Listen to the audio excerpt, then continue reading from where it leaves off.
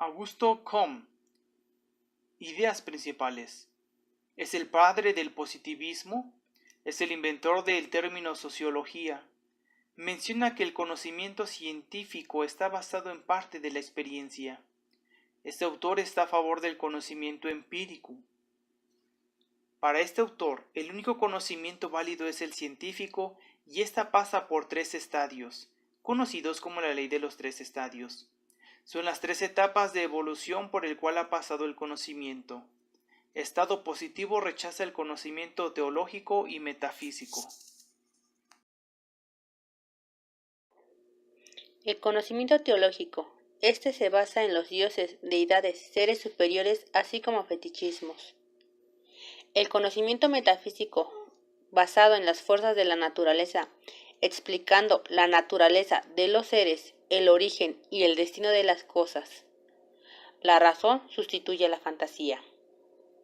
El conocimiento positivo, conocido como estado positivo, es el conocimiento basado en lo que logra la razón aplicada, es decir, la ciencia, la evolución de la ciencia.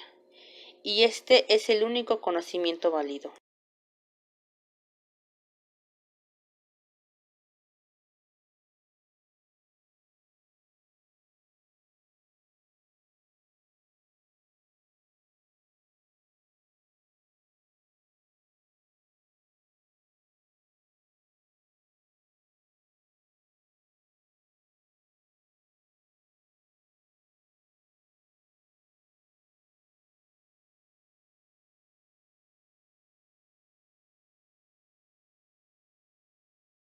Comte también menciona las 5 acepciones de lo que es positivo.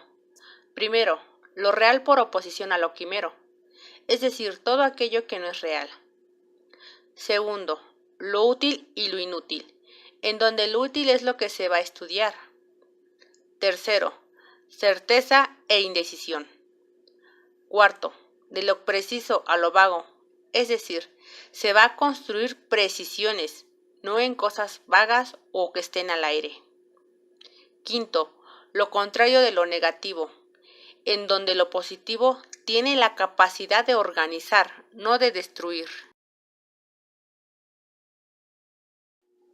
Émile Durkheim. Este autor llevó a cabo lo que Augusto Comte proclama, y su deseo es aplicar el positivismo a un análisis de los hechos sociales. Además, también nos comenta sobre las premociones que serán producto de la experiencia vulgar. Su objeto de estudio es el poder armonizar a los actores con el mundo que nos rodea, esto por medio de la práctica. La representación que se puede llevar a cabo útilmente en un papel y al mismo tiempo puede ser una teoría falsa. Es necesario desechar sistemáticamente todas las premociones. Esto será la base para todo método científico.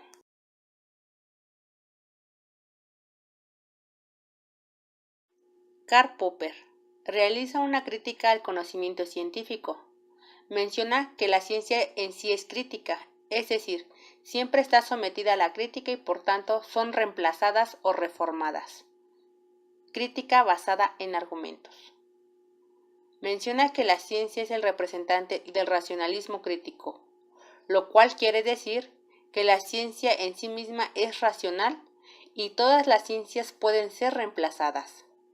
El conocimiento surge del empirismo, es decir, el conocimiento que nace de la experiencia.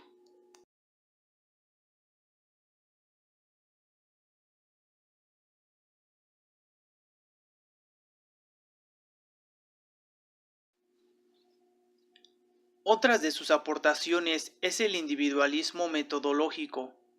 Es la tarea que tiene solo las ciencias sociales de construir y canalizar los modelos sociológicos, pero en términos de individuos. Por tanto, se debe de estudiar al individuo para entender el comportamiento en masa. Por otro lado, en su aportación en cuanto a la inexactitud de las predicciones, menciona que no se puede predecir algo en ninguna ciencia, tanto en las ciencias naturales como en las ciencias del espíritu.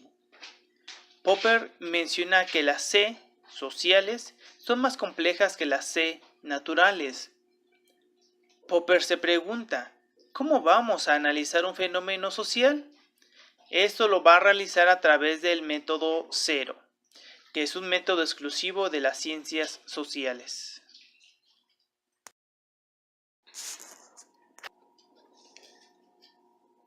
Thomas Kuhn. Su obra Estructura de las revoluciones científicas. El concepto de paradigma, que se deriva de una investigación basada en datos, métodos y toda clase de hechos anteriores para llegar al propósito de la investigación, sean reconocidos y duraderos por un grupo de científicos de determinada especialidad. Para él, los paradigmas nacen de los supuestos. Esto es a partir de que un individuo o un grupo producen por primera vez una síntesis capaz de atraer a la mayoría de los profesionales de la generación siguiente. Y entonces las escuelas más antiguas desaparecen gradualmente. Esta desaparición se debe en parte de la conversión de sus miembros al nuevo paradigma. El nuevo paradigma implica una definición nueva y más rígida del campo. Por lo tanto, el surgimiento de un paradigma afecta a la estructura de un grupo.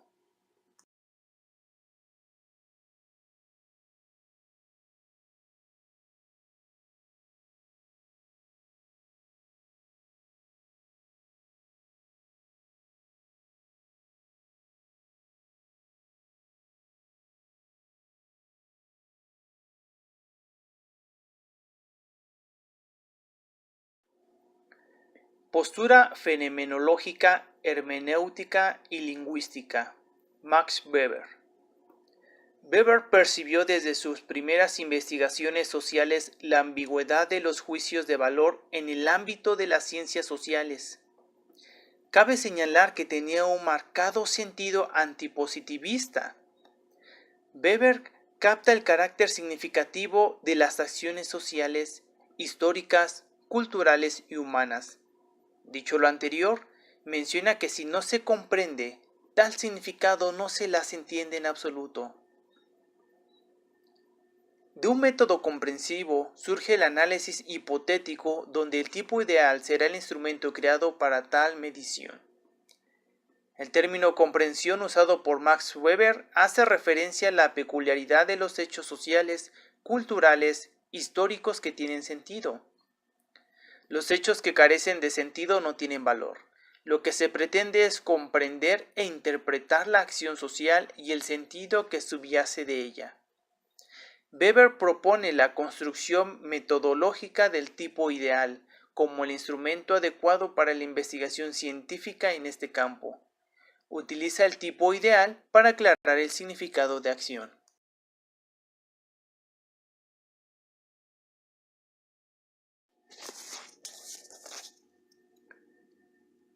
Gadamer es uno de los principales autores dentro de la postura fenomenológica, hermenéutica y lingüística.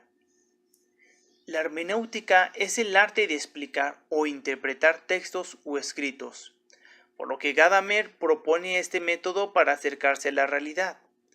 Él se enfoca en la comprensión y el intento de dominarla por medio de la lingüística. Su obra más emblemática es Verdad y Método, de 1960, en el cual nos expone su teoría de la verdad, la cual se concentra en el proceso en el que se envuelve la lengua y la comprensión para interpretar la realidad. Su enfoque nos muestra un método sistemático y crítico para las ciencias del espíritu, ya que la hermenéutica se desarrolla por medio de un procedimiento que permite la interpretación desde la persona y específica historicidad del individuo. Gadamer nos propone reflexionar sobre lo que se puede denominar como un problema bajo el esquema hermenéutico. Él sostiene que un problema hermenéutico no es un problema de correcto dominio de una lengua, sino el correcto acuerdo sobre un asunto que tiene lugar en medio del lenguaje.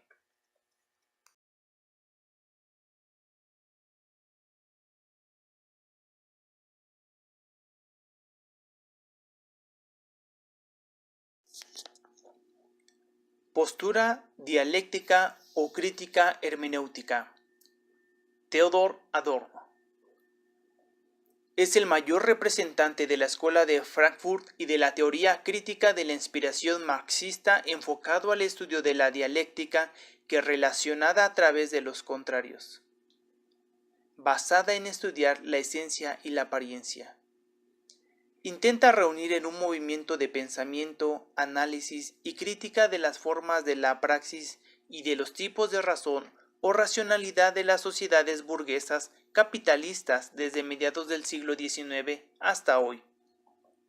Su punto de referencia es la teoría marxista de la ley del valor en cuanto base de las sociedades productoras de mercancías, la cual se deriva del análisis de la forma del valor. Esta teoría es a la vez crítica de la economía política, es decir, demostración de la capacidad y de los límites de esta ciencia a la hora de explicar la forma del valor con sus consecuencias sociales e ideológicas.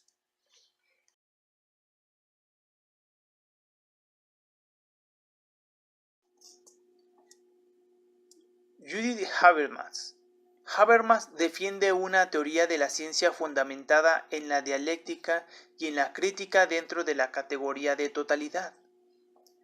Concibe la sociedad como totalidad en ese estricto sentido que el todo no es igual a la suma de sus partes.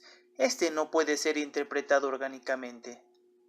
Considera que ciencias empíricas en sentido estricto son aquellas cuyos enunciados discutibles son controlados por medio de una experiencia tan estrechamente canalizada. Una teoría dialéctica de la sociedad afirma la dependencia de los fenómenos particulares respecto de la totalidad.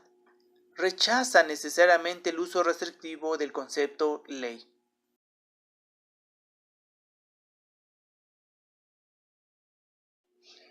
Karl Otto. Karl Otto, profesor de filosofía en Frankfurt, ha propuesto un análisis del a priori de la comunidad comunicativa a los planteamientos de Habermas, formulando una teoría crítica a la tradición hermenéutica alemana desde su perspectiva, constituyendo la tesis el a priori de la comunicación y la fundamentación de las ciencias del espíritu. Su tesis propone que el fundamento adecuado para comprender la función social y metodológica de las ciencias del espíritu se encuentra en el priori de la comunicación lingüística. Al hablar de comunicación lingüística se refiere al proceso hermenéutico.